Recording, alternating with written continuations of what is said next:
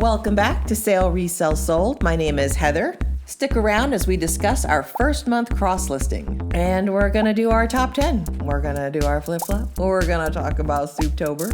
And we're going to talk about other things. Stay tuned. It's been a weird week. Let's get started with our top 10. Number 10, vintage Singer Sew Handy Child Electric Sewing Machine from the 60s. I was in Ohio. When I'm in Ohio, I go to their Goodwills because, why not? And I saw this little sewing machine. It's got a lid. It's small. It was in its original box, which is you could just and then the box just starts to disintegrate. Not really, but it's close. It was $10. So I grabbed it. I didn't even check comps. I didn't even care. I just wanted it. It was so neat. I was pleased though when I got home and saw that they sell for about $60. Listed for 10 days. That's it. It took us a while to get it listed, but it sold in 10 days on offer for $48, which I accepted. It did take a while to pack up, but our profit on that was $24.38. It's just such a neat little piece. I'm surprised it sold that fast because it wasn't the only one. Number 9, KÜHL Revolver Rogue 5-pocket pants, men's size 33-34. I got these at the bins. I was going through a bin and this lady walked over and dumped out this huge basket full of stuff she decided she didn't want. And what landed on top was these pair of KÜHL pants. And I was like, they've heard these are good. So I grabbed them. It's at the bin, so it didn't really matter what their sell-through was. At that point, I just grabbed them because I'd heard that they sold well. That trip to the bins, I averaged the cost of goods out across how many items I got, and so that was $1.50. After the offer and all was said and done, we made $28.42, and it sold in 2 days. Number 8, Sezane Pippa dress, size small, Kelly green tie waist. This sold on Poshmark. I had this listed for $80, and someone sent a $50 offer, which I took. Our profit on that was $30, which is great. It took just over a month to sell. I got this at a yard sale by my house. The girl really thought a lot about her stuff. High prices on everything, and we got her down a little bit, but not a lot. Later, when we were going out for our evening walk, she had a box of stuff at the end of her driveway that said free. It was heavy, so I couldn't carry it home, so I had my husband come grab it. We have some of that listed. Some of it we kept. That also helps offset our cost of goods, I guess. Number 7, vintage Lego Batman Joker car tile Batarang Joker suit. And this was just random Batman pieces that I had in that big lot where we had so many great pieces and sets, and which I've already made my money back on, and anything moving forward that I sell is profit. I mean, this is just a little small handful of pieces, and he sent a $35 offer, which I accepted. After it was all said and done, we made $30.06 on that. It's not necessarily a whole set it's not even a whole minifigure. I've sold lots of lots like this where it's just random pieces that go to a theme. These aren't even parts from one Lego set. This is just Batman pieces that I found. They were listed for a while, almost a year. It's just a handful. It doesn't take up any space. Even if I threw them back in the bin they came in, it wouldn't be much space. It's just not a problem. He did reach out though and say, are there any cracks? Because Lego can crack with age and fade and all kinds of stuff. I had a Star Wars lot that had lots of cracks, but it was priced accordingly and it did sell. But this one did not. It was great. Number 6, print fresh flannel long pajamas, Holly Jolly Bajira Ruby Red Organic. I got conflicting information on these of whether or not they were from Anthropology. I didn't put it in there, and it didn't have any problem selling in just under 3 weeks for $50. They cost $10 at Goodwill. I was happy to take that offer just to, I'm moving this stuff out of my house. These were really cute and really pretty. And, she reached out and said, are these in good condition? And I'm like, yeah, they're in excellent condition. It's like somebody wore them Christmas Eve to wear them for Christmas morning, and that was it. I mean, that's how nice they were. It was a good find. I find a lot of really good pajamas at a certain Goodwill around here, and which is weird why they would be so centrally located. Number 5, Lego Friends Roller Disco Arcade Retired. This was a Depop order that was paid for. Ooh. It sold for $45, which would have been a 10% offer I sent out. Our profit on that was $38.82. This is the older Friends wave, and this is a really fun build. Friends sets are amazing. They're great builds, great pieces, great colors. Consider adding it to your collection. Number 4, Kelty Lightyear 25-degree Goose Down Sleeping Bag. I got this at the bins. It was just sitting on top, and it wasn't in the regular bins, like where you find clothes and bedding and all that stuff. It was on top of a hard goods bin. So I'm assuming somebody looked at it and put it back. And my guess is they put it back is because it was laying open and didn't have its bag. I grabbed it regardless of its bag because not that I'm familiar with any sort of outdoor gear. I'm not an outside person, but I do live vicariously through the Outdoor Boys. If you've ever seen that YouTube channel, it's great. It's great. He stopped making content with his schedule and the way he was putting stuff out. It was a lot of work, but that's where I heard of Kelty. And for whatever reason, it stuck with me. So I grabbed it and brought it home. Again, it's at the bins. Like, it's a goose down sleeping bag. It wasn't that heavy. It didn't have its bag, I thought. And then I got it home and I was laying it out and trying to do research, and it has a zipper at the feet, so you can unzip the feet just for circulation.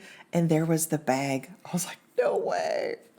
But the sleeping bag was in excellent condition, no holes, no stains, and it had its bag, come to find out. I sent out a 10% offer that somebody took. Our takeaway on that was $52.18 because the cost of goods at the bins was $1.50. Obviously, that's low for what this would have weighed, but it's at my cost of goods is averaged out. Number 3, PAKA, the Cusco sweater, unisex, extra large, burgundy, red alpaca, merino. This we found at the same Goodwill where we found those print fresh pajamas. It was half off. People were overlooking it left and right, and probably for a long time. My husband found it. It was one of those trips where I forced him to go, and he didn't want to do it, but he did. And look what he found. Good find, babe. I had it listed for $89.88, sent out a 10% offer, and somebody took it of $80.89. We paid $3.50 for this, so our takeaway on this was $65.32. Number 2, new without tags, Timberland Boots, men's 10 medium. These sold very quickly. I was a little surprised, but not too surprised because Timberlands are popular. I had to do some research to make sure they were real. Apparently, people fake Timberlands a lot. They were, according to the markers that I checked. I got tons and tons of questions about these, though. What kind of Timberlands are these? What can you tell me about these Timberlands? Because I can't find anything about them. And they aren't wrong. It was really hard to find information about these. Like maybe they were only released in a certain part of the world or something. They're their winter boots. And with this buffalo plaid and the weird squiggly thing, my best guess was they were from 22 because that's the first time they appear on eBay as for sale as new. They could have been older because the eBay search only goes back 3 years, but that's the best I could do without reaching out to the company, which I wasn't going to do. I had them listed for $149.8, and we got an international offer of $145, which I took. Did I say I got these at Plato's Closet? I say this every video. I can't stress this enough. If you have a Plato's Closet, please go check it out. These were $25. Yeah, I paid up for them, but they sold in a week for $150. My profit on that is $84.56. Just check out your Plato's Closet. I'm not saying you're going to find the best stuff there, but there's a chance. I didn't think I was going to be finding this stuff left and right either, but every time I go in there, I leave with something that makes me more than $50 in a week. My husband said they tend to know what they have and they charge higher for it. They do, like they price their Nikes up. They price what they think are big name brands up. But sometimes things just slip. And this was one of them. The Doc Martens were one of them. The Ralph Lauren polo I sold, that was one of them. They have so much stuff. So much. My husband got a brand new pair of Converse. He paid $20. Those are $120 shoes. They were brand new. Check your Plato's Closet if you have one. Number 1. Oh, yes. Harry Potter and the Philosopher's Stone, first edition, printed in Great Britain. Joanna Rowling, paperback. There would have been a PB at the end. So our oldest son is about to turn 28. And very smart. So smart that I thought it was a good idea for him to start school early. It didn't go well. So we wound up having to homeschool him, which was not on my radar. Goodwill would have these sales. They had a whole sales calendar of when they would have hard goods sales, book sales, the colors that would go on sale that week. It was just like a paper calendar, or you could see it online. They would have book sales, children's books, paperbacks, 10 for $1, hardbacks, 4 for $1, and then adult books would be 4 paperbacks for $1 and 2 hardbacks for $1. And so I would go all the time. I would just buy books and books and books and books and books. And I found this Philosopher's Stone, which I had never seen here because we got Harry Potter and the Sorcerer's Stone. And so I grabbed it to put with my collection because I was like, oh, such a novelty. How fun. And I've had it for years with all of my Harry Potter books. When we started selling on eBay, I was like, I wonder if, you go through your books because you know that some books have value. I've gone through a lot of my books. And when I pulled this one out, it came up at Google was like, this is a first edition. I'm sorry, what? Admittedly, it's a paperback, so it's not as valuable. But I was still like, excuse me? I have a what? This was bought but never paid for. And so it's been relisted, but this has actually been listed for about a year, even though it says 42 days. But our cost of goods was 10 cents because Goodwill considered this a kid's book. It sold for our full asking price of $149.88. And after fees and our 10-cent cost of goods, our net profit on this book was $106.48. You never know what you're picking up. 10 cents and 20 years later, I made $100. Yippee. I'm here for that. It's cool. We sold 25 items across our platforms, which is less than usual, but we sold things for a little bit higher value with a lower cost of goods, which brought our net profit to $640.81 this week, beating last week, which is great. Average net profit was $25.63 and our median was $16.83. There you go. That was week 42. I'm going to transition a little bit into feedback. We got our we got our second negative feedback, but our first negative feedback was removed because it was in error. And the guy was like, oh gosh, I didn't mean you guys. And then he immediately deleted it. Now we were like, whew, what the heck? We sold that Eddie Bauer jacket last week. And right after we sold it, she was like, the shipping on this is supposed to be $6.50. That's what it said. And you guys charged me $12. We replied saying, we use calculated shipping based on weight and dimensions. So the buyer sees what they're going to be charged, and we can't change that to charge them double. I said, I'm sorry if that's what happened, but it's not on our end. We don't have the capabilities of doing that. We'll be happy to cancel your order. She's like, no, I still want the jacket. So we ship it to her. And she leaves negative feedback saying that the sellers did all this scammy stuff with the shipping. They charged me this, that, and the other. eBay lets you challenge these if they are in fact wrong. And of course this is something that either she saw a different coat, because I wasn't the only one with that coat listed, and saw a different shipping price for them versus mine, and she bought mine and thought she was getting the other one shipping, or eBay thought maybe she wasn't logged in. I don't know. Our feedback is almost 100% great shipping, quick shipping, great packaging, amazing shipping. And of course there's always we always get like 4 stars for cost of shipping, but that's because the post office raises their prices every 4 months. There's, again, nothing we can do short of lose money by offering cheaper shipping, which we're not going to do. She did modify her feedback And it's neutral now, and it's whatever. It rolls off in 30 days, and it's fine. How could we go in and change it after the fact? Like, it's not, why would eBay let us do that? It's crazy. So we're 1 month into cross-listing, which I said we would talk about today. So we've had one sale on Mercari. That's fine. One's better than none. 5 on Depop, which is impressive considering the number of offers that I have accepted and have not been paid for. I don't expect to be paid for.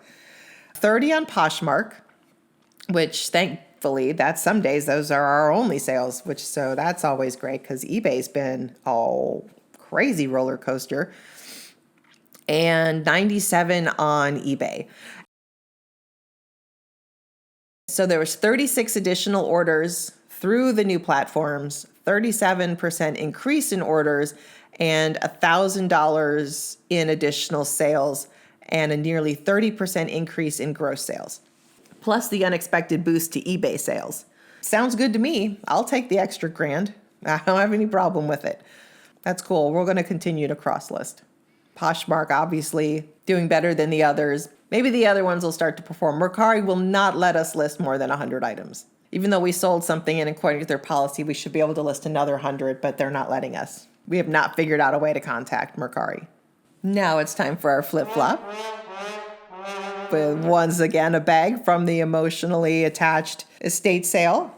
This is a Cole Haan black leather shoulder bag, structured, multiple pockets, silver hardware, super cute. I had this listed for $44.88, and somebody sent me an offer of $30, and I accepted it knowing we would lose money, but knowing that we would make most of our money back on the sale, just so we can keep this train moving. Cost of goods was $25, and we lost $1.11. But that's it. Instead of it just sitting there, we don't have access to that $25. Now we have $23.89 back in our bank account. Better than nothing, right? There it is. That's the flip-flop. So now we're going to move on to Heather and food. And we're still in Souptober. What soups did I make this week? A lot of beans. Y'all, there were a lot of beans. When I ask my middle child what he wants me to make for soup, he always asks for black bean soup with orange salsa. And it is really good. So we had that. We had white chicken chili, also very good. So last night we had French onion soup with Croissant Croutons. They're so good. Y'all, it's so rich. There's so much butter. That's out of Chrissy Teigen's Hungry for More cookbook. I've made it before. It's always delicious. My middle child asked for. He's like, let's have that French onion soup with the croissants. I was like, fine, because they make them at the bakery he works at. I'm like, you bring home the croissants and I'll make the soup. And he did. Mini tears. I had to mandolin 3 pounds of onions and I was crying. Tears, my eyes were swollen. They stung for hours after. It was brutal, but worth it. It was delicious. That's it for food. That's all I made this week. We went out a lot. We've been busier than usual, so that's where we're at. Y'all have a great week. It's Saturday, so it's not Sunday, so I'm not going to tell you the Titans are going to lose tomorrow, but they are. See you next week.